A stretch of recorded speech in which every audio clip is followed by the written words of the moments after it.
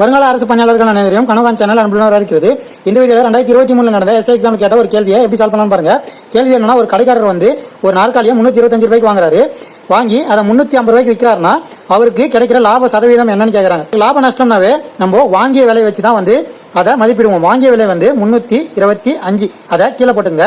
வாங்கின விலைக்கும் வித்த விலைக்கும் இருக்கிற வித்தியாசம் என்னன்னு பார்த்தீங்கன்னா 25. சரிங்களா? 350க்கும் 325க்கும் வித்தியாசம் பார்த்தீங்கன்னா 25.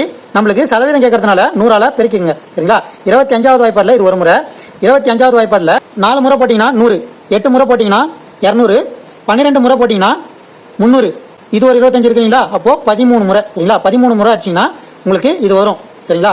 அடுத்து நம்மளுக்கு கடைசியாக வந்து 100/13 நிற்கும். இதை போட்டிங்கன்னா 100 இங்கே 13ஆல் போட்டிங்கன்னா 13 × 6 முறை போட்டிங்கன்னா 6 3 18, 8 மிச்சம் 1, 6 1 6 7 78, ஒரு 13 11 மிச்சம் 1 91. சரிங்களா? 91 வருது.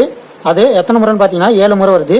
மிச்சம் 9 இருக்கும். சரிங்களா? 9 இருக்குன்றப்போ எப்படி எழுதணும்னா, நம்ம வந்து 13 கீழே போட்டுக்கணும், பெருக்கிற எண்ணெய் இங்கே போட்டுக்கணும், கூட்டுற எண்ணெய் இங்கே போடணும். 7 9/13 வரணும். 7 9/13 எங்கே இருக்குன்னு பார்த்தீங்கன்னா ஆப்ஷன் டியில் இருக்குது. இதுதான் வந்து இந்த கேள்விக்கான விடை.